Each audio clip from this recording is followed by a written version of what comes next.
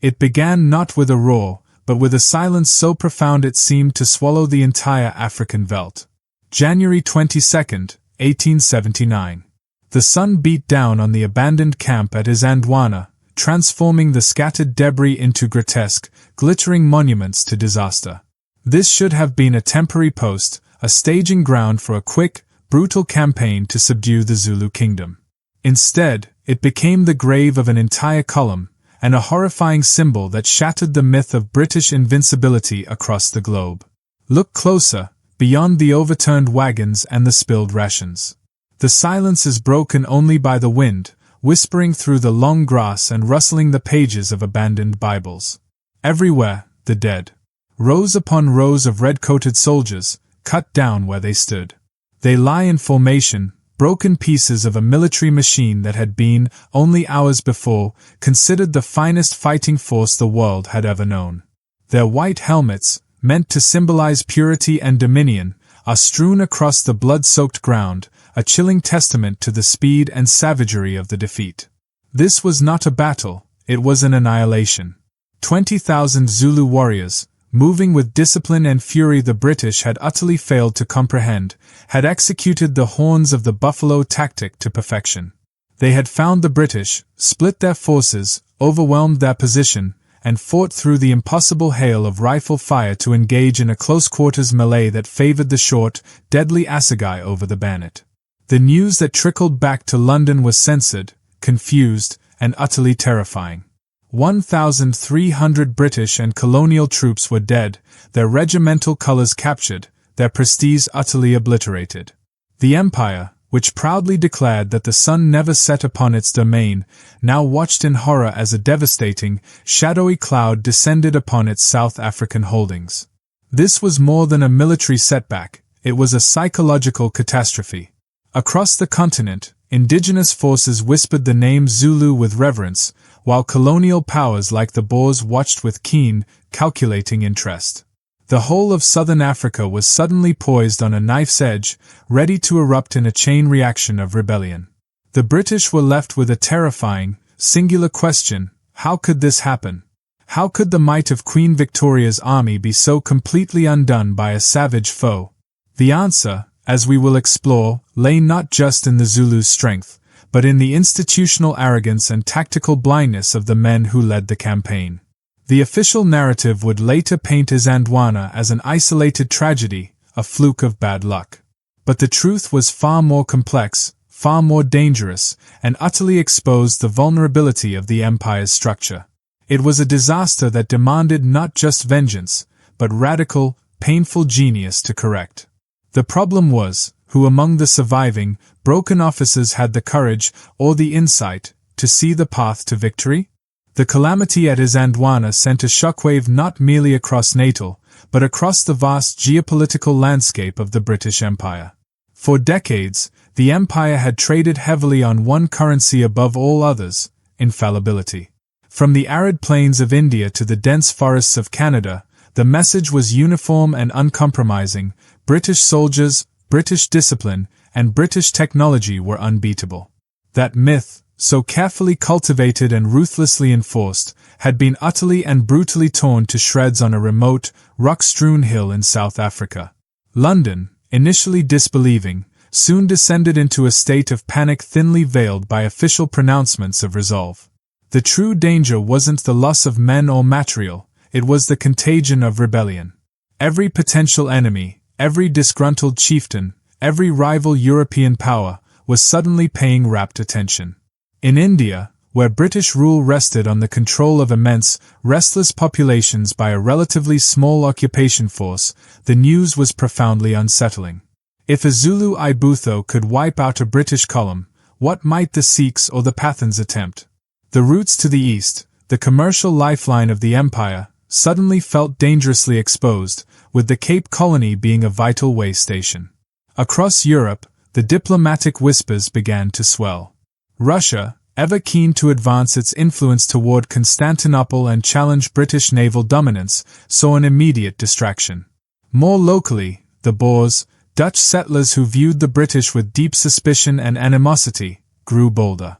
They had their own grievances and saw the utter humiliation of the British as a potential window to reclaim their independence. The Zulu victory at Isandlwana didn't just kill soldiers, it gave life to the prospect of a full-scale regional uprising that could expel the British entirely from southern Africa. The immediate crisis was compounded by a complete breakdown in military and political trust. Lord Chelmsford, the commander-in-chief, was now seen less as a general and more as a disaster waiting to happen. The public and press in Britain demanded answers, scapegoats, and above all, vengeance. But beneath the clamour for retribution, a cold, hard pragmatism began to set in among the remaining military planners: retreat. The argument was simple and devastating. The Zulu army was too large, too mobile, and too fanatically motivated. To continue the campaign risked another, potentially final, catastrophe that could leave the entire colony defenseless. The immediate safety of Natal, the home of thousands of British settlers, was paramount. There were serious, high-level discussions, the kind that are never documented fully but shape history, about drawing a defensive line, abandoning the current offensive strategy, and waiting months for massive reinforcements. This was the Empire's darkest hour. The choice seemed to be between a suicidal continuation of a failed plan or a humiliating strategic withdrawal, a course of action that would forever brand Britain as weak and vulnerable. The spirit of the surviving forces in South Africa was brittle. They were demoralized by the sheer scale of the massacre and haunted by the knowledge that the Zulu warriors were still out there, gathering their strength for the next, inevitable strike. Yet, amid the official panic and the whispers of retreat, a few isolated commanders clung to the belief that the Zulu were not invincible, but simply misunderstood. They recognized that the victory at Isandlwana was a testament to Zulu strength, yes, but also to British failure. The overwhelming sentiment was fear. The urgent need was for someone, anyone, to reject the conventional wisdom and propose an utterly unorthodox, calculated path to not just avenge the defeat, but to reclaim the psychological and military initiative. The Empire needed a savior, but the only men qualified to lead were those who had already tasted defeat and learned its bitter, life-saving lessons. To truly understand the depth of the challenge facing the shattered British forces, one must first confront the terrifying reality of the enemy. The Zulu army, or the Impi, was not a haphazard collection of tribal fighters. It was a highly sophisticated, ruthlessly disciplined, and fanatically motivated military machine, honed by generations of conflict and molded by the genius of leaders like Shaka Nzanga. By 1879, the Impi stood as arguably the most formidable indigenous fighting force on the African continent. The core of their strength lay in their societal structure, which was entirely militarized. Every male Zulu was a potential soldier, organized into Ibutho, regiments, based on age, not lineage. These regiments were effectively barracks, with warriors forbidden to marry until they had washed their spears in enemy blood and served with distinction.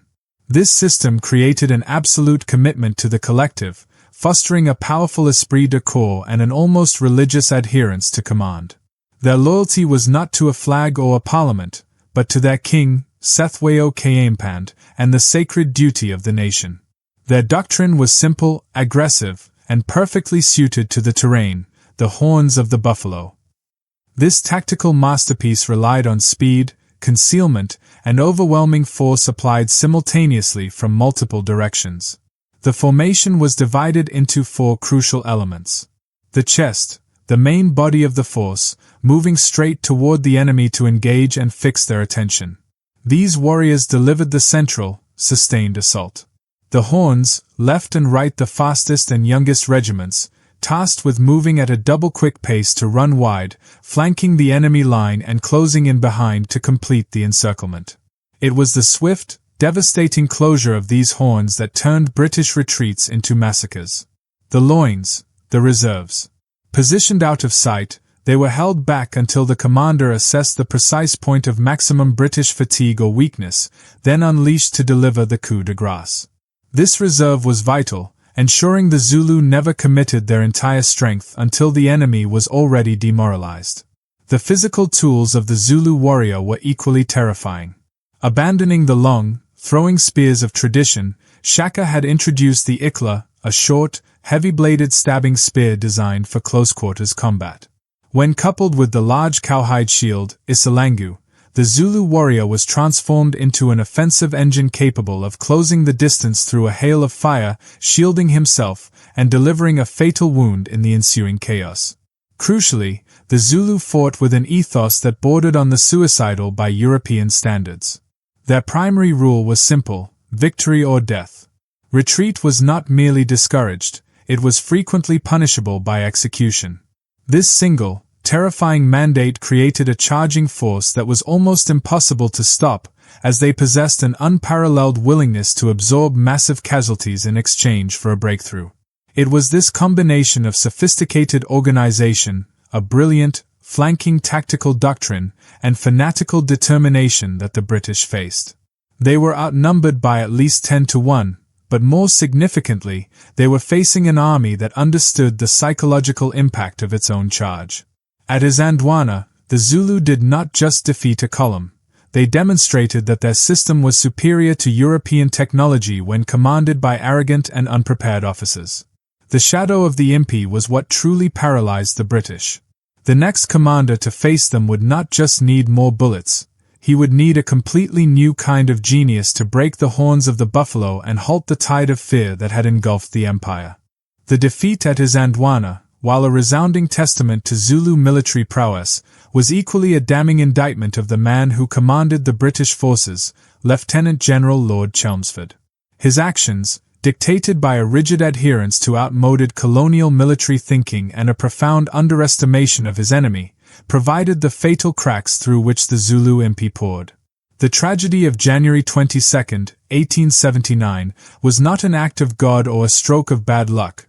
It was the direct, inevitable result of a series of catastrophic blunders by the commander at the top. Chelmsford's central, crippling error was arrogance. Like many European officers of the era, he held a contemptuous view of African fighters, labeling them as savages whose courage was fueled only by superstition and whose tactics were unsophisticated. He believed that the disciplined volley fire of the Martini-Henry rifle and the superiority of artillery would simply sweep the Zulu away.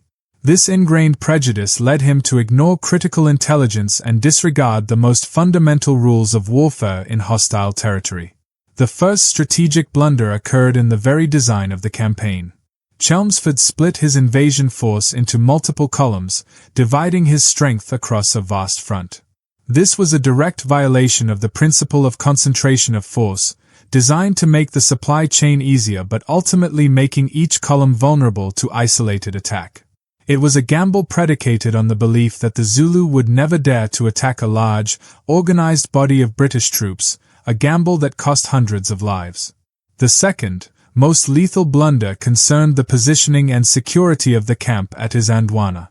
On the morning of the battle, Chelmsford took a large portion of his central column, including the only available artillery, and marched several miles away to engage a perceived Zulu detachment. He left Colonel Durnford's column isolated, having failed to provide clear, written orders. This decision stemmed from a stubborn confidence that the main Zulu army was nowhere near the camp. His gravest tactical negligence, however, was his refusal to order the camp to be laagered. A laager, the traditional formation of wagons drawn into a tight circle, was the time-honored defense against mobile cavalry and massed attack. It was standard procedure for any column operating in the interior of South Africa. Yet, Chelmsford permitted the camp to be spread out over a mile of open ground. He dismissed the concept as old-fashioned, convinced that his disciplined infantry could form a square quickly enough to repel any assault. He failed to comprehend the speed and discipline of the Zulu charge, which offered no time for the textbook maneuver of forming a square. Furthermore, Chelmsford's failure of command was absolute. When messages arrived reporting that the main impi was approaching the camp, he dismissed them, choosing to believe his own flawed assumptions over the frantic pleas of his subordinates. By the time he realized the disaster that had unfolded in his absence, it was far too late. He was essentially campaigning blind, allowing his arrogance to deafen him to the reality of the enemy's movements. The shadow that fell over the empire was cast by these failures: the dismissal of intelligence, the division of forces, and the fatal, unforgivable refusal to laager the camp. Isandlwana became a chilling lesson. In colonial warfare, a capable, disciplined savage force was more than a match for a technologically superior army led by an overconfident and blinkered general. The empire needed a leader who could not only fight but think like the enemy, a soldier who understood discipline not as an act of obedience, but as a survival mechanism. That soldier was not Lord Chelmsford. The smoke of Isandlwana had barely cleared when the focus of the empire's battered hopes shifted to a man whose reputation was built on competence, not celebrity, Colonel Evelyn Wood. Wood was not the typical gilded officer who rose through privilege and drawing-room charm. He was a scrappy, battle-hardened veteran, a man who carried the physical and psychological scars of conflicts that stretched across the globe, from the mud and freezing horror of the Crimea to the brutal, chaotic suppression of the Indian Mutiny. He was, in short, an outsider whose unorthodox career path, maritime service followed by a rapid, hard-earned rise through the army, made him a figure viewed with suspicion by the polished general staff, yet with deep respect by the men who served under him. Wood's very presence in South Africa was a quiet challenge to the prevailing institutional arrogance that had led to the disaster. While Lord Chelmsford embodied the unquestioning belief in a priori British superiority, Wood was a pragmatist. He had learned his lessons in the crucible of war, developing an almost obsessive attention to detail and a profound respect for any enemy capable of inflicting damage. He understood that survival lay not in following outdated colonial manuals, but in the immediate, painful adaptation to the reality of the ground war. His appointment to command the No. 4 column in the Northern Theatre was less a mark of high favor and more a position of acute danger, a post on the furthest, most exposed flank where the remnants of the invasion force were most likely to face the undivided fury of the Zulu king, Cethweyo. He was given a modest force, a mixed bag of infantry, colonial mounted units, and local auxiliary troops, and tasked with guarding the vulnerable northern approach to Natal, essentially being a human shield for the colonial heartland. What distinguished Wood immediately was his method of leadership. He did not merely bark orders, he taught. Recognizing that the prevailing terror stemmed from a lack of confidence in the outdated tactics, he became a relentless drillmaster. He ignored the textbook maneuvers and focused instead on the fundamental acts of survival, controlled volley fire, rapid deployment of defensive positions, and the critical importance of ammunition conservation. He instilled a discipline that was born not of fear of punishment, but of the understanding that their lives depended on every round, every order, being executed perfectly. This unconventional approach was rooted in his background. As a young officer, he had earned the Victoria Cross during the Indian Mutiny, displaying personal courage and initiative that went beyond standard military protocol.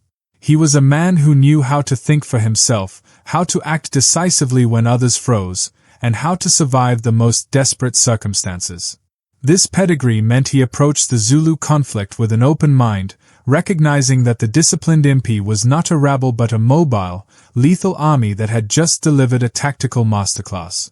Crucially, Wood was one of the few British commanders who did not minimize the Zulu threat.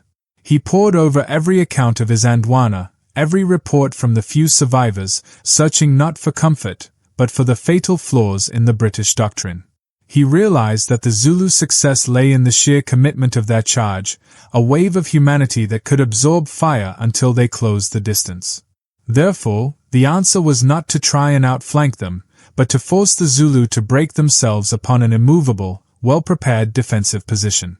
Wood was preparing to wage a new kind of war, a calculated, mathematical war of attrition that stood in stark contrast to the romantic, cavalier approach of his doomed colleagues.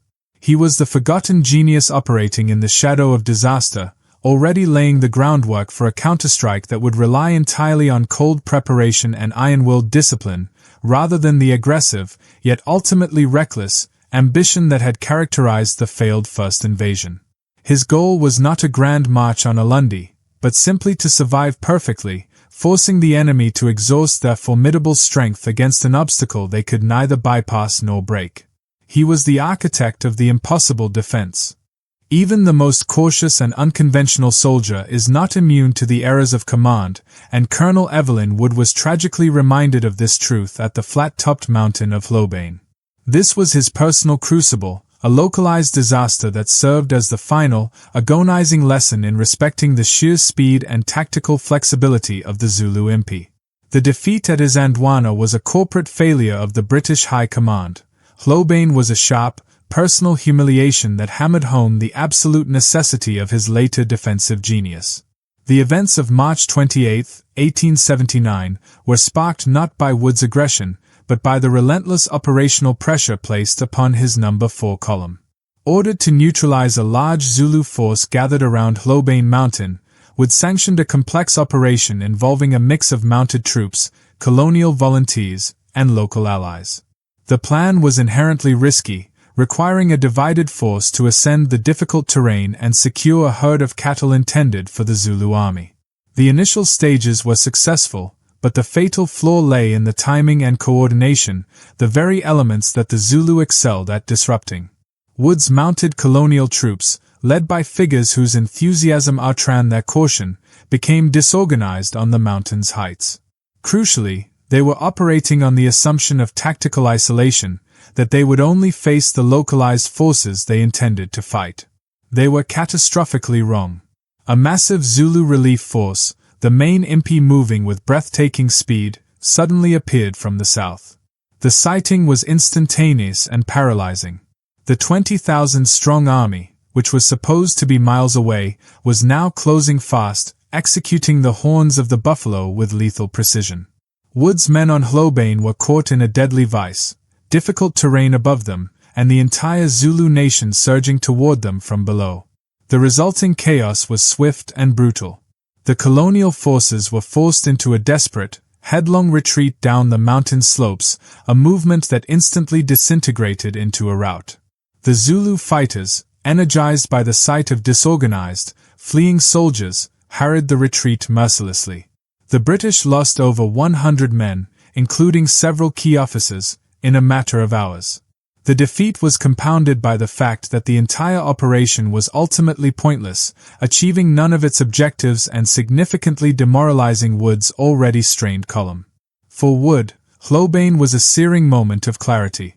He had witnessed firsthand how quickly a force, however brave, could be destroyed when caught in the open, uncoordinated, and surprised by the full weight of the Zulu attack. It cemented two painful, but vital, lessons that would define his actions over the next 72 hours. Never divide the force. The danger of operating in isolated units against a mobile, unified enemy like the impi was absolute.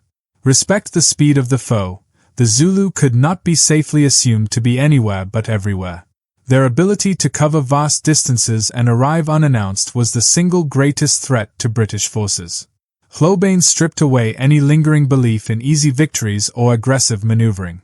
It provided Wood with the final, grim evidence that the only way to defeat the Zulu was not to chase them or attack them on their terms, but to create a position of absolute, unyielding strength and force them to attack on his terms. It was the scar of this defeat, the personal shame and the loss of good men, that fueled the architectural genius that was about to unfold at Khambula.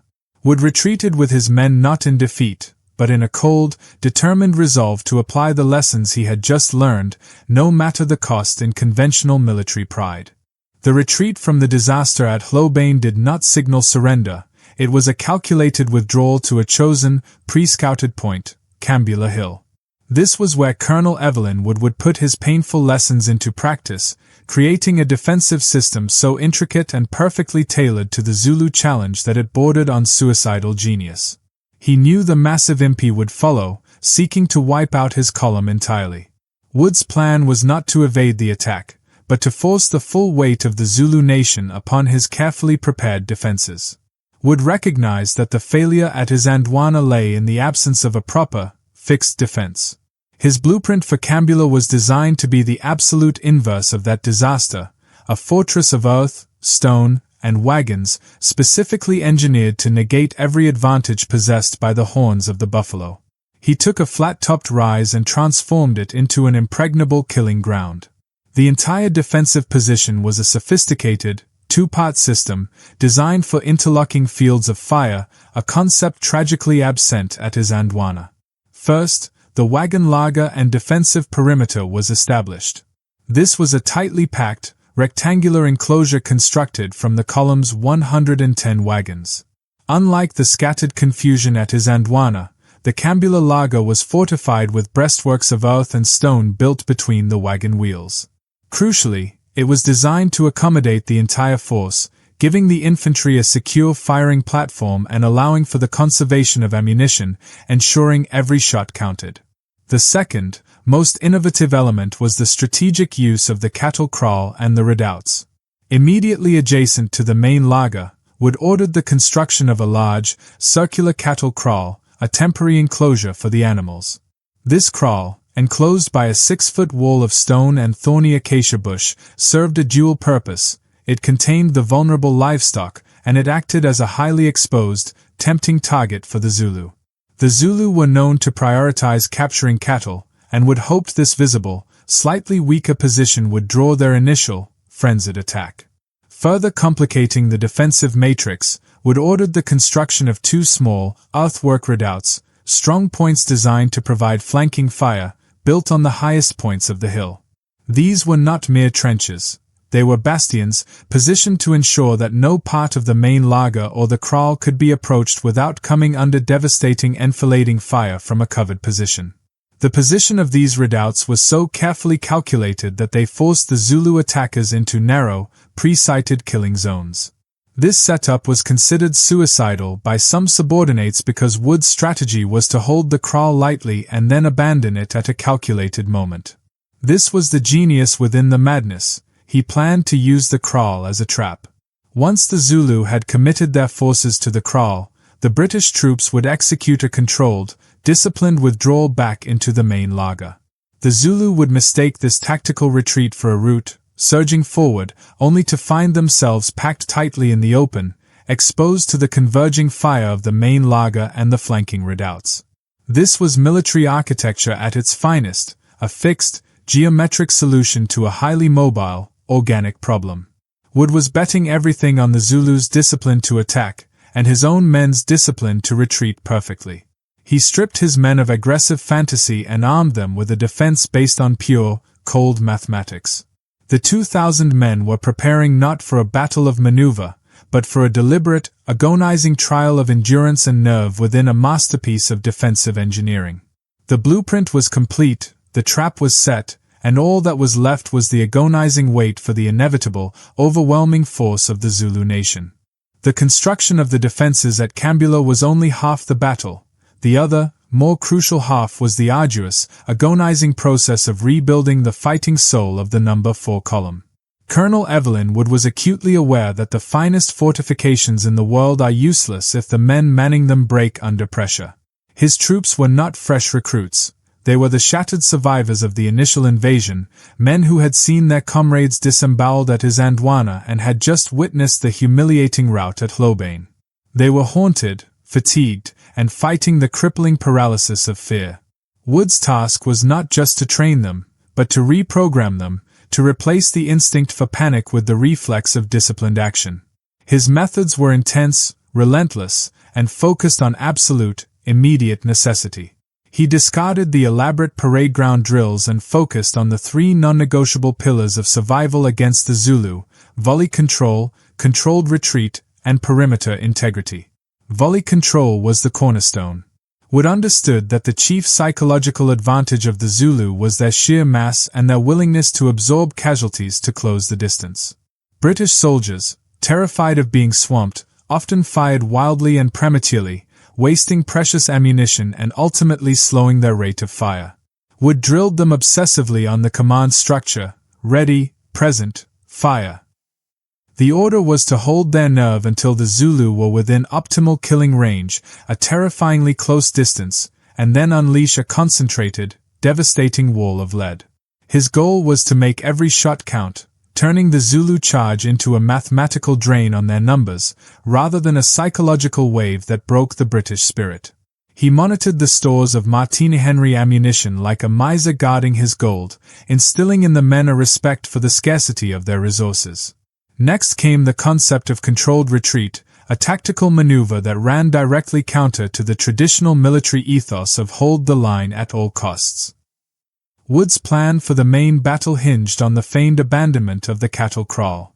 To execute this without turning into a panic-stricken rout required a terrifying level of confidence and discipline.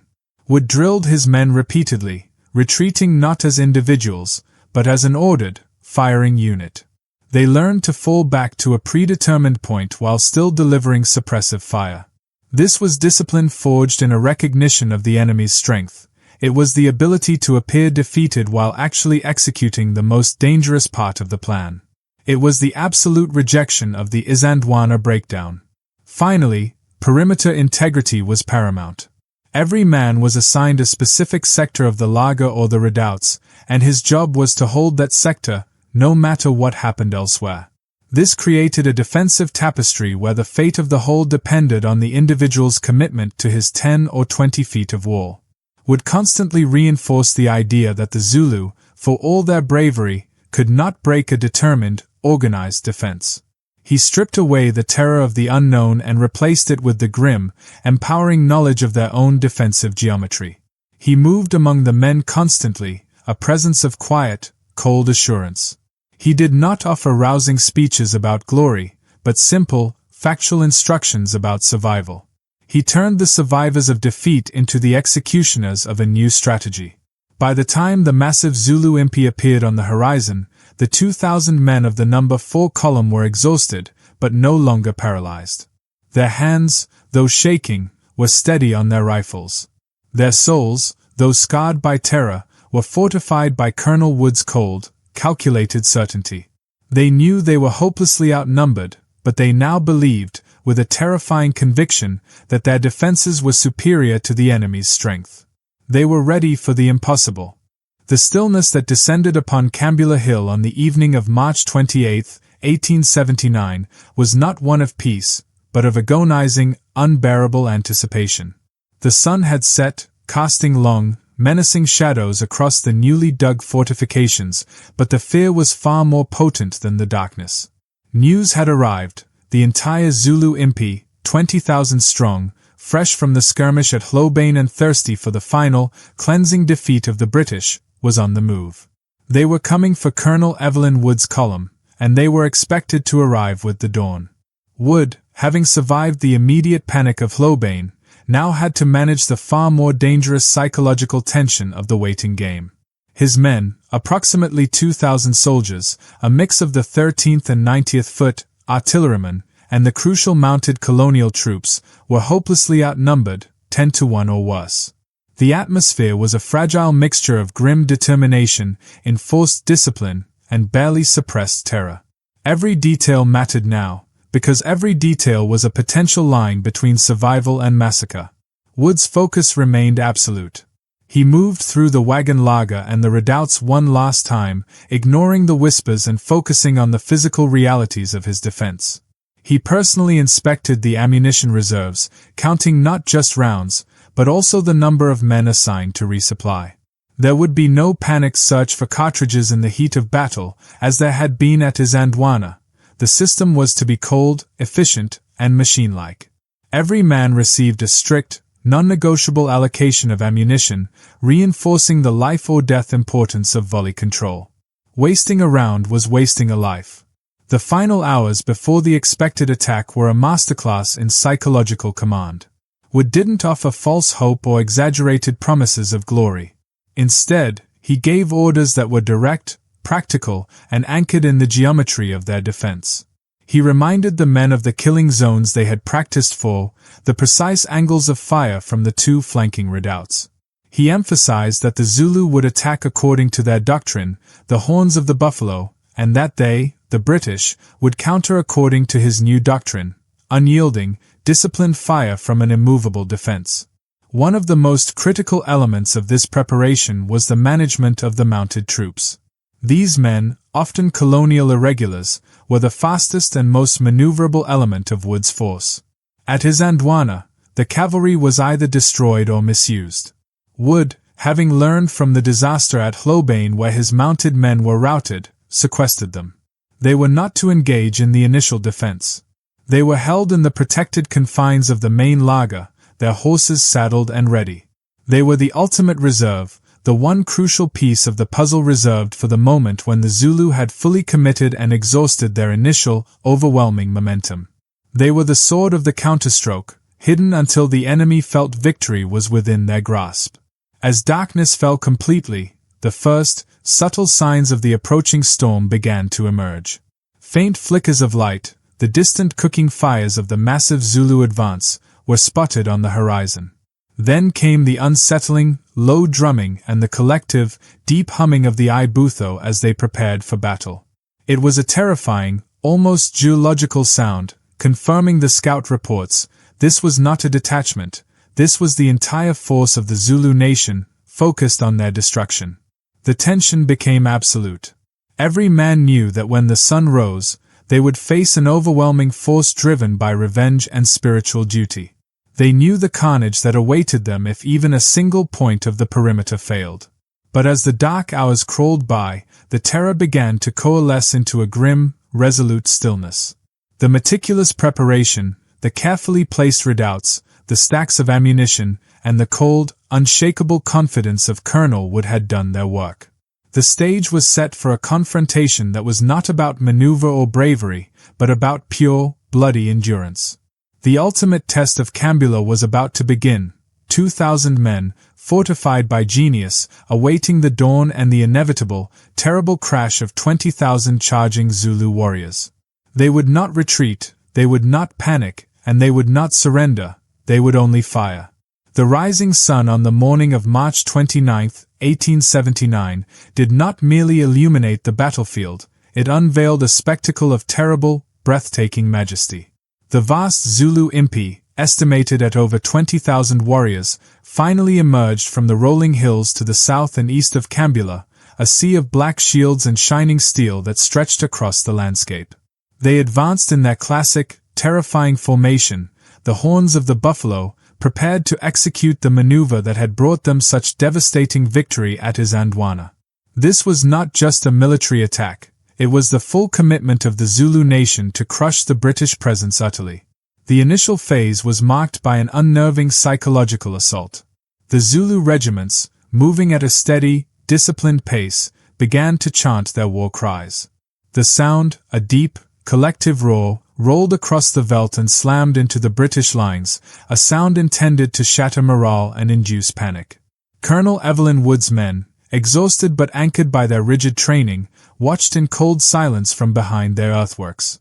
This was the moment of truth, the moment when iron discipline faced overwhelming, fanatic courage. The assault began in earnest around 1:30 p.m. As predicted by Wood, the Zulu right horn, the fastest element, attempting the encirclement, curved wide to the north, intending to cut off any potential British retreat route. Almost simultaneously, the main chest and left horn surged forward, directly targeting the most exposed parts of the British position, the cattle kraal and the wagon laager. The speed of the attack was astonishing. What began as a measured advance quickly transformed into a terrifying, surging run, a wave of humanity driven by the intoxicating promise of victory. The British defensive system immediately proved its worth. The Zulu charged across the open ground, the terrain giving them nowhere to hide, forcing them to advance straight into the killing zones that Wood had meticulously prepared.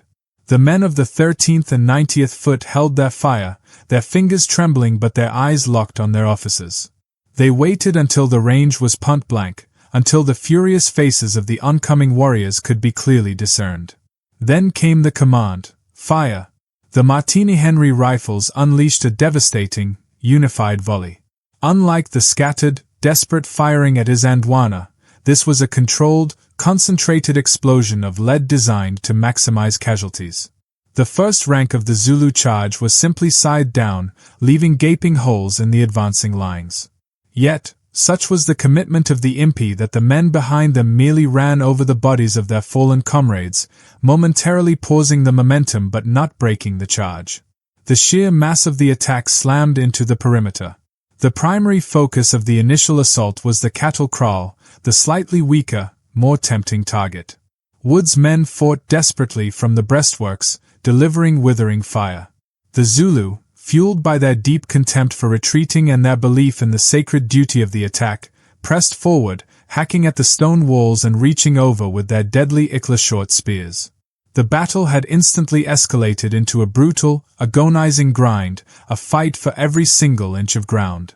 The hammer had struck, and for the next agonizing hour, the question would be whether the British anvil could possibly withstand the shock. The full fury of the Zulu attack was immediately concentrated on the western horn of the Impi, driving relentlessly toward the weakest, yet most strategically vital, segment of Colonel Evelyn Wood's defense, the cattle kraal and the adjacent wagon laager. This was a deliberate act of Zulu tactical efficiency. They sought the dual prize of breaking the main line and capturing the British livestock, a move that would simultaneously demoralize the enemy and provide sustenance for their army. The kraal, constructed of stone and thorny brush, was the first point of catastrophic friction. It was held by a small contingent of the 13th Foot and colonial auxiliaries, intentionally positioned for a calculated retreat. Yet, the sheer, crushing weight of the Zulu assault threatened to turn calculation into chaos. Wave after wave of warriors, heedless of the casualties mounting beneath their feet, surged forward, their shields interlocked, their war cries a continuous, deafening roar. They reached the enclosure and began tearing at the brushwood and climbing the stone walls, their Ikhwani stabbing through the gaps. This was where Wood's volley control training earned its keep. The troops lining the main wagon laager to the east, under intense psychological pressure, were forced to ignore the desperation just yards away and maintain their rigid discipline. They poured controlled, sustained fire into the Zulu ranks targeting the kraal, providing vital suppressive support. The noise was deafening, the rhythmic crack of the Martini Henry rifles, the thud of the brass cases hitting the ground, and the horrific screams of the stricken Zulu fighters. It was a hellish, fixed-point battle of endurance. The Zulu were closing in fast, and the officers inside the kraal knew their time was running out. The position was becoming untenable, the air was thick with smoke, and hand-to-hand fighting had begun at the barricades. The warriors were climbing over the walls, and the danger of the kraal being entirely overrun, and those troops being massacred, was instant. This was the moment of Wood's calculated risk. He gave the signal for the withdrawal from the kraal. This was the most dangerous maneuver of the day. The men inside had to break contact, turn their backs on the enemy, and run the short distance back to the safety of the main laager, all while under fire and against a surging, fanatical foe. For a terrifying, fleeting moment, the disciplined retreat threatened to collapse into a rout. The Zulu, seeing the white faces turn and flee, let out a triumphant roar, believing they had finally broken the British line. This mistaken confidence was the very trap Wood had designed. The surging Zulu warriors rushed into the now empty kraal, packing themselves tightly within the stone walls. They were suddenly disorganized, triumphant, and critically exposed. As the kraal filled with Zulu, the men in the main laager and, more importantly, the flanking redoubts unleashed a withering, crossfire attack. The Zulu were trapped in a cauldron of lead, unable to maneuver their shields effectively or form an attack formation. The devastating enfilading fire from the redoubts, positioned specifically to catch attackers moving on the flanks, cut huge swaths through the Zulu ranks. The Western Horn had not broken the British. It had only succeeded in battering itself into a concentrated mass within Wood's meticulously constructed killing zone. The Zulus' terrifying momentum had been used against them. While the battle raged on this flank, the main Zulu effort began to shift, realizing their primary assault had collapsed into a bloody, ineffective mire. The wall of fire had held, but the fight was far from over, as the Impi was already diverting its massive energy to the more open ground on the eastern flank. Having dashed their initial momentum against the fortified chaos of the cattle kraal on the west, the Zulu Impi made a rapid, tactical shift. The main body of the attack, still vast and relentless, began to swing toward the eastern sector of Khambula Hill. This was the most critical point of Colonel Evelyn Wood's defense, the area that held the main supply route and, most critically, the most isolated of his prepared positions, the eastern redoubt. This redoubt was a small, roughly built square fort of earth and stone, occupied by a few companies of infantry. It was designed to provide enfilading fire across the main laager approach, not to withstand a sustained, full-scale frontal assault. But the Zulu commanders, sensing a relative weakness after the collapse of their western effort, drove their warriors toward it with renewed ferocity. They understood that if they could break the eastern redoubt, they would not only create a devastating breach in the perimeter but also turn the defensive fire inward upon the main British camp. The assault on the eastern redoubt was a battle of sheer velocity and proximity. The Zulu charge, now focused and streamlined, hit the position with the force of a battering ram. Warriors scrambled up the earthen parapets, closing the distance so quickly that the defenders barely had time to reload their Martini-Henry rifles. The fighting instantly devolved into a brutal, terrifying melee. The troops within the redoubt faced a harrowing dilemma. They were too few to repel the surge with pure weight of fire, and the Zulu were too close for sustained volley action. The fight moved beyond organized command and into a savage, minute-by-minute struggle for survival. Soldiers used their bayonets, their rifle butts, and their bare hands to push the frenzied fighters back. The air was thick with gunpowder smoke and the desperate shouts of men engaged in the most terrifying close combat. This was the crisis point of the battle. For a heart-stopping period, the fate of the entire column hung by a thread. The Zulu came within a terrifying few yards of breaking through the weakest corner of the redoubt. If they succeeded, they would flood the position, turn the guns on the main laager, and throw the carefully constructed British defense into an instant, catastrophic rout, a repeat of the Isandlwana horror. Observing the desperate struggle from the comparative safety of the main laager, Colonel Wood remained unnervingly calm, his discipline a concrete anchor for the entire command structure. He knew this was the exact, calculated pressure he had anticipated. He could not afford to commit his precious mounted reserve to a premature defensive fight, but he also could not allow the redoubt to fall. His response was precise and immediate. He ordered specific companies from the laager to increase their rate of fire, targeting the approach paths to the redoubt, not the fighters already engaged with it. He needed to starve the crisis, cutting off the continuous flow of reinforcements that were fueling the Zulu breakthrough attempt. The crossfire from the laager began to carve deep lines into the advancing Zulu columns, slowing the momentum just enough to relieve the intense pressure on the walls of the redoubt. The defenders, seeing the thinning of the ranks before them and hearing the disciplined crack of their comrades' rifles, held on. The Zulu assault, having spent itself against the solid, if small, structure and the continuous fire, began to falter. The warriors were spent, their reserves of energy and determination finally depleted by the failure to secure a rapid breakthrough. They had battered themselves against the immovable object that Wood had designed, and they had failed. The eastern redoubt, scarred but intact, held the line. The battle had raged for over 2 hours, and the air around Khambula was thick with the smell of blood, fear, and burned gunpowder. The Zulu impi had demonstrated staggering courage and commitment, driving themselves into the fortified perimeter with suicidal intent. But they had failed to achieve the crucial breakthrough. The western kraal was a charnel house, and the eastern redoubt, though scarred, still stood. This grinding failure had forced the Zulu into the final, fatal stage of their attack, exhaustion and overcommitment. This was the moment Colonel Evelyn Wood had waited for. Calmly surveying the scene, he recognized the subtle shift in the battlefield's rhythm. The ferocious chanting of the Zulu was becoming ragged. Their charges, while still immense, lacked the cohesive fury of the initial assault. The Zulu loins, the reserves, which should have been deployed to exploit a breach, were instead being fed piecemeal into the attack to simply sustain the pressure. They were fully committed, their entire strategic force now exposed and spent against the unyielding British defense. Wood, the architect of this brutal trial by endurance, saw the narrow, fleeting window of opportunity. The Zulu were not defeated, but they were disorganized and demoralized by their failure to break the line.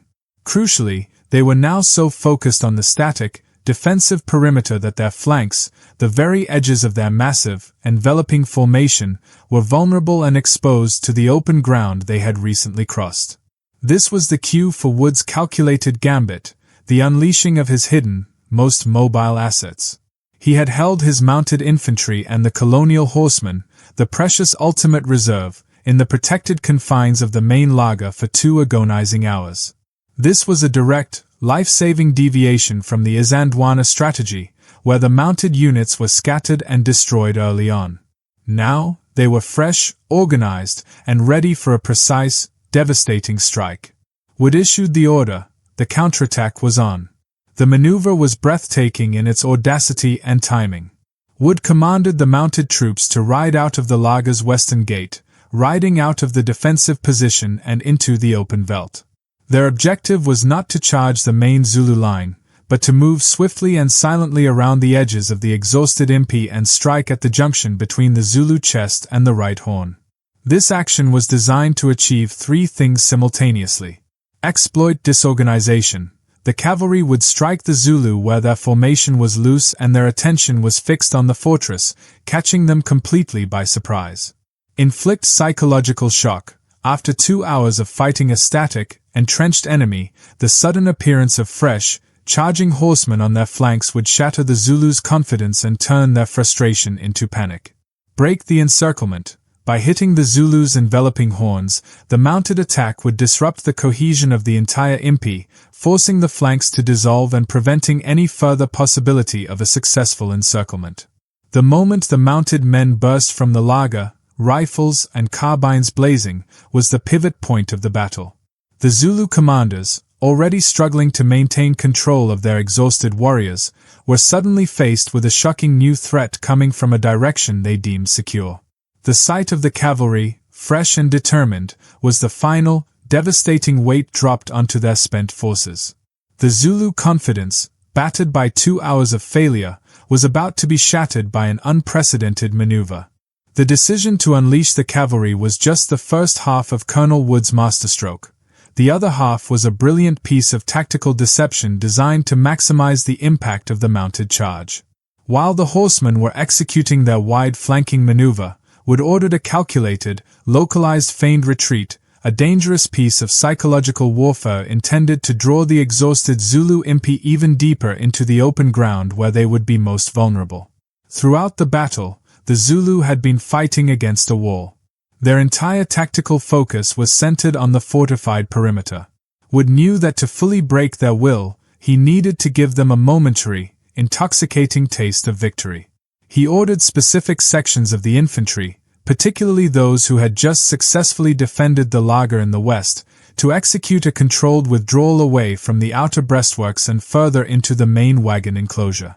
This was an act of extreme nerve and discipline, the exact maneuver that had been relentlessly drilled into the men following the disaster at Khambula. The infantry did not run.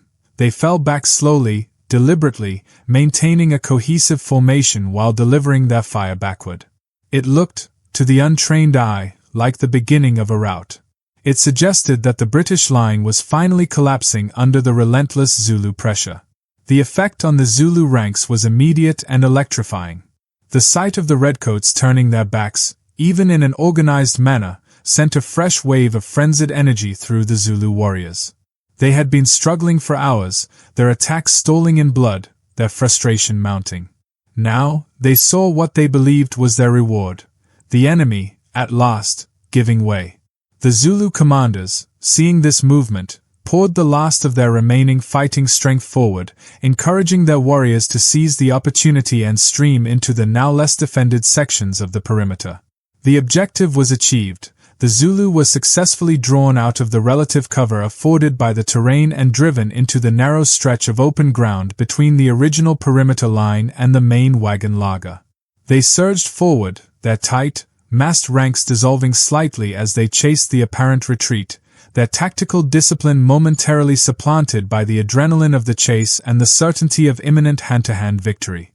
Their focus was completely forward, directed at the seemingly fleeing British infantry. This moment of exultation was the instant of their fatal exposure.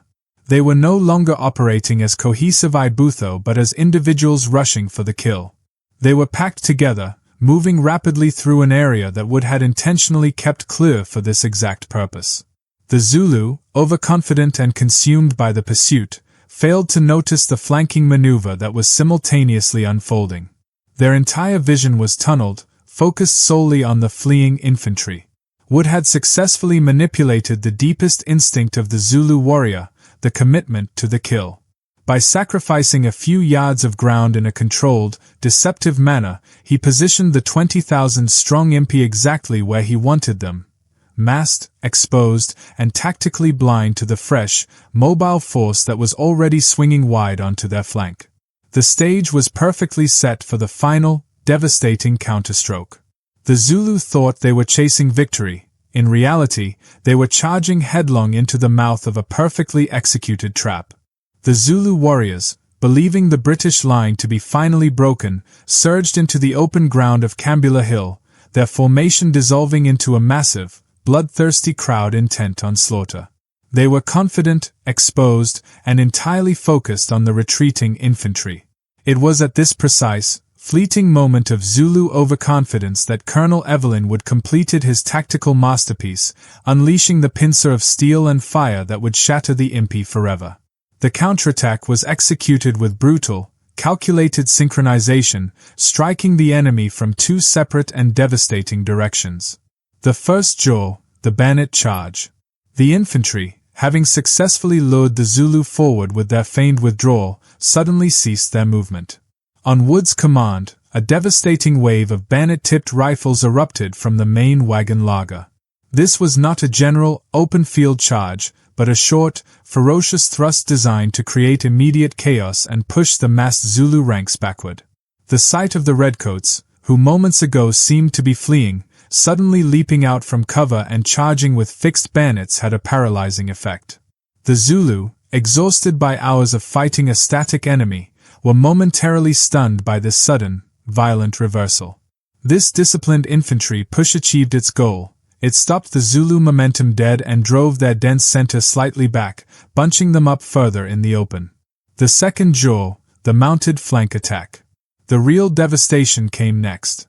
Having ridden wide around the battle's immediate periphery, the mounted infantry and colonial cavalry, their horses fresh and their carbines loaded, burst into the Zulu's exposed flank. They struck the junction where the Zulu chest met the right horn, the exact point of tactical cohesion. This was the psychological and military breaking point. The Zulu, already reeling from the surprise bayonet charge and packed too tightly to maneuver, suddenly found themselves attacked from the rear and side by a mobile, relentless enemy they thought they had surrounded. The mounted men rode along the Zulu ranks, firing their carbines into the concentrated masses at point-blank range, then wheeling away to reload. The shock was absolute. For the Zulu, the horns of the buffalo formation had suddenly been turned against them. Their tactical structure, designed for enveloping a static enemy, became a liability when attacked by a dynamic force on the periphery. The continuous, unexpected volleys from the mounted troops, an enemy they had never been able to corner, caused immediate panic. Their discipline, which relied on the collective forward momentum, fractured. The two-pronged attack, the infantry hammer hitting the center and the cavalry sword slicing the flank, turned the massive Zulu army into a disorganized, leaderless swarm. The disciplined withdrawal was over, the pursuit was beginning. The Zulu, who had willingly absorbed casualties when they saw a path to victory, now found their courage evaporating when they realized they were trapped, outmaneuvered, and being destroyed not by technology alone, but by a superior tactical genius. Khambula was no longer a battle, it was a devastating rout, and the British, guided by Wood's cold, unshakable plan, were determined not to let a single opportunity slip. The Zulu impi was broken. The disciplined pincer attack, the infantry thrust followed by the shattering cavalry charge on the flank, had achieved the impossible. It had turned the fanatical offensive of 20,000 warriors into a desperate, disorganized flight. Yet, for Colonel Evelyn Wood, the battle was not over. He had witnessed the horror of Isandlwana, where the Zulu, despite being severely checked, had been allowed to escape, regroup, and recover. Wood understood that partial victory was tantamount to future defeat. His final, most brutal order was given: the rout must be absolute, and the pursuit, relentless. This order, to pursue a beaten enemy across open country, was executed with a chilling, necessary efficiency that often earned the British forces censure, but ultimately secured the colony. Wood unleashed his mounted troops and the remaining colonial horsemen to harry the fleeing Zulu warriors. These units, still relatively fresh and mobile, were perfectly suited for the task. They rode out in small, swift detachments, spreading across the veldt to prevent the scattered Zulu from reforming their regiments or recovering their morale. The objective was not merely to kill, but to shatter the Zulu's organizational structure. The Impi's strength lay in its cohesion, its ability to move and fight as unified Ibutho. By chasing down isolated groups, scattering individuals, and denying them any respite, the British cavalry ensured that the warriors who escaped Khambula would return to King Cethwayo as demoralized refugees, not as a ready fighting force. The physical losses were immense, but the psychological defeat was irreversible. Wood's iron hand was visible in the cold calculation of this final phase. He knew the cultural and military stakes. The Zulu tradition of victory or death meant that a major defeat carried a profound spiritual and social cost. By turning their proud advance into a humiliating scramble, he attacked the very foundation of their martial society. The sight of their great impi in full, disorganized flight was a message that would travel faster and deeper than any British proclamation. The Zulus suffered appallingly during the pursuit. The terrain, which had favored their surprise tactics, now offered them no cover against the rapid, long-range fire of the mounted troops. The British, fighting with a renewed confidence and a bitter memory of their comrades lost at Isandlwana and Hlobane, pressed the advantage until nightfall. There was no quarter given, and no prisoners taken during this phase. It was a brutal necessity of colonial warfare designed to inflict a lesson that would preclude any immediate resurgence of the threat. The immediate consequences were strategic. The Zulu right horn, which had tried to envelop the British, was entirely broken and scattered. The core regiments, the chest, suffered catastrophic losses. The sheer volume of casualties, which would eventually be estimated in the thousands, was unlike anything the Zulu army had experienced in living memory. Khambula was not just a defeat, it was a massacre of their finest fighting men, delivered not by luck, but by superior defensive planning and cold, relentless execution. When the mounted troops finally returned to the laager as dusk settled, they brought with them the silent, unstated confirmation of total victory. The threat to Natal was over. Colonel Wood, exhausted but victorious, had successfully broken the horns of the buffalo and delivered the strategic check the Empire so desperately needed. Khambula was the military and psychological reverse of Isandlwana, proving that the Zulu could be beaten decisively, provided the command was guided by genius, discipline, and a willingness to fight without arrogance. The era of the British treating their enemy with contempt was over. The era of fighting them with calculated, absolute precision had begun. As the sun set on the day following the Battle of Khambula, a grim, heavy silence replaced the thunder of the guns and the frantic cries of the pursuit. This silence, however, was not the desolate void that had fallen over Isandlwana. It was the chilling, irrefutable evidence of a total, calculated victory. The final phase of the battle, the relentless rout orchestrated by Colonel Evelyn Wood, was now followed by the necessary, gruesome task of the Khambula count. The accounting of the dead was a harrowing process, but the numbers told a story of tactical superiority and iron discipline that would echo through military academies for decades. The figures were stark, devastating, and the final, objective proof of Wood's genius. On the British side, the casualties were astonishingly light.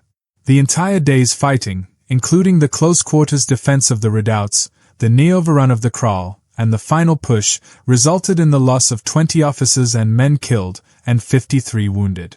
For a column of 2,000 men that had faced the full, sustained fury of the Zulu National Army, this was an unprecedented outcome. It spoke directly to the effectiveness of Wood's core strategy. The fortifications had worked, the volley fire was controlled, and the decisive counterattack had caught the enemy at the precise moment of maximum vulnerability. Every foot of earthwork, every round of ammunition conserved, and every hour of relentless drilling had paid its dividend in blood saved. On the Zulu side, the scale of the disaster was catastrophic. The official estimates placed the dead on the field at nearly 3,000 warriors. But the true cost was far higher. The Zulu regiments had scattered across the veldt after the rout, many dying of their wounds in the flight, and the traditional Zulu custom of carrying their wounded away meant many bodies would never be officially counted. The operational loss to the Impi was closer to 4,000 to 5,000 men, a significant portion of their finest, most experienced fighting force. This disparity, a British loss of fewer than 100 men against a Zulu loss of thousands, was the price of Wood's genius. It was a victory achieved not through luck or superior numbers, but through the intellectual application of military science. Wood had forced the Zulu to fight the perfect defensive battle for the British. He recognized that the Zulus' greatest strength, their overwhelming, fanatical charge, could also be their greatest weakness if that charge was stopped dead against an immovable, calculated defense. The Khambula fortifications had acted as a colossal military sieve, allowing bullets through while grinding the Zulu charge to a bloody halt. The physical cleanup of the battlefield was a grim affirmation of the victory. The ground before the main wagon laager and particularly around the abandoned cattle kraal was literally strewn with bodies, stacked layers deep where the converging fire from the redoubts had been most devastating. It was a terrible scene, but it provided the remaining British forces with a necessary, visceral confirmation: the Zulu could bleed, and they could break. The psychological impact of seeing the seemingly unstoppable Impi lying dead in such vast numbers restored the British morale completely. The dust that settled on Khambula Hill covered not just the dead, but the seeds of the Empire's recovery. It was the first, definitive proof that the humiliation of Isandlwana could be overcome. This was the moment the tide of the war truly turned. Wood's 2,000 disciplined men, operating with a tactical blueprint that discarded arrogant tradition in favor of grim practicality, had delivered the fatal wound to the Zulu war machine. The sheer weight of the casualties meant King Sethweo could never again field such a massive, cohesive force. Khambula was the cold, clinical proof that genius and preparation would always defeat overwhelming force.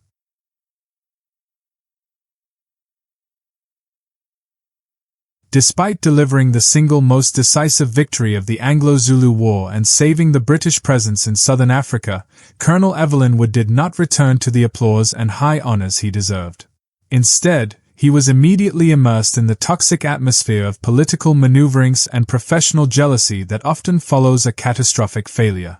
Wood's success at Khambula, while strategically crucial, threatened to shine a painfully bright light on the incompetence and fatal arrogance of his superiors, particularly Lord Chelmsford. The immediate strategic consequence of Khambula was clear. It bought the time and secured the morale needed for the British to launch a second, overwhelming invasion. Without Wood's victory, the entire campaign would have collapsed into a prolonged, costly defensive war.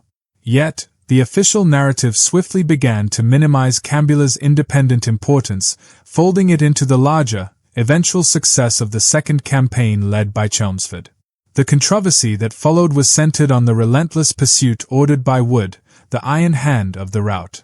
Despite being a tactical necessity that prevented the Zulu from regrouping, the scale of the Zulu losses in the pursuit was deemed excessive by certain segments of the British establishment, particularly among those who sought to portray the war as a civilized affair. Wood faced sharp criticism and was forced to defend his actions, which he did with characteristic, cold logic. The defeat had to be absolute to prevent a recurrence of the Isandlwana horror. This professional backlash stemmed largely from the fact that Wood was an unconventional outsider whose brilliance was an implicit critique of the established officer corps. His success, based on painstaking fortification, iron discipline, and careful, defensive planning, starkly contrasted with the recklessness and overconfidence that characterized the campaign's beginning. Wood's victory was a triumph of pragmatic genius over aristocratic hubris, and the generals who had failed were loath to acknowledge a subordinate whose methods highlighted their own systemic flaws. Wood was never made a scapegoat in the literal sense, but his genius was certainly forgotten in the rush to restore the image of the establishment. The history books, focusing on the grand, final Battle of Ulundi which formally ended the war, often relegated Khambula to a mere prelude or skirmish.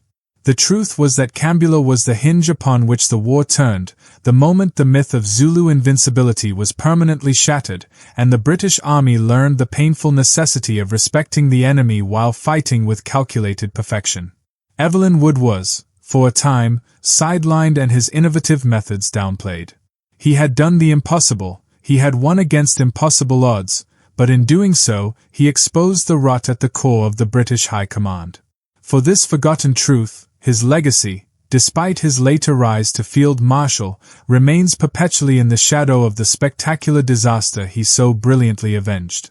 The victory at Khambula left an indelible mark not only on the physical landscape of Zululand but on the very military doctrine of the British Empire. The massacre at Isandlwana and the subsequent triumph at Khambula provided a devastating, contrasting case study that military strategists across the globe could not ignore. The era of casual arrogance in colonial warfare was effectively over. A new, grim pragmatism, born of Wood's calculated defense, was mandated. Prior to 1879, the prevalent belief was that the technological superiority of the rifle and artillery rendered large-scale fortifications against indigenous forces unnecessary. Commanders believed they could always fight in the open and overwhelm the enemy with firepower. Khambula proved this dogma to be a deadly fantasy. The battle codified a new, essential truth: defense was the key to defeating massed, highly disciplined native armies. The military necessity of the laager, the fortified enclosure, was instantly restored and became a non-negotiable part of colonial logistics in any hostile territory. Wood's design, with its separated redoubts for flanking fire and the strategic use of obstacles, became the textbook model for future campaigns across Africa and Asia. Commanders were forced to accept that a disciplined, well-led native impi could absorb an astonishing amount of fire and that closing the distance was their chief priority. The only way to counter this was to deny them that final, terrifying rush by creating an impenetrable barrier. Furthermore, the battle forced a radical re-evaluation of infantry fire control. Wood's relentless emphasis on controlled volleys and ammunition conservation, a direct counterpoint to the panicked, wasted firing at Isandlwana, was adopted as standard procedure. The lesson was simple: don't fire until you can kill. This disciplined approach maximized the destructive effect of the Martini-Henry rifle and ensured that columns could sustain long engagements without running dry, a critical logistical vulnerability exposed by the first phase of the war. The scar Khambula left on the Empire was permanent because it was a lesson in vulnerability. The Empire could no longer rely solely on its reputation; it had to rely on earthworks, cold math, and absolute discipline. The Zulu had forced the British Army to fight smarter, harder, and with infinitely more caution. Khambula demonstrated that the myth of easy colonial conquest was just that, a myth, and that future expansion would require commanders to shed their aristocratic disdain and adopt the genius of pragmatic survival pioneered by Colonel Evelyn Wood. The victory was a tactical triumph, but its legacy was a strategic admission that the Empire's greatest foe was often its own fatal overconfidence. Colonel Evelyn Wood secured not only a battlefield victory at Khambula but a permanent, if often unacknowledged, place in the annals of military innovation. His story, however, does not conclude with triumphal parades or immediate historical celebrity. Wood, the pragmatic genius, remained a figure slightly outside the established heroic pantheon. Unlike the celebrated, often reckless, commanders of the Victorian age, Wood was a strategist whose greatest achievements were characterized by caution, calculation, and a cold refusal to panic. He was the man who cleaned up the disasters caused by the bold and the arrogant.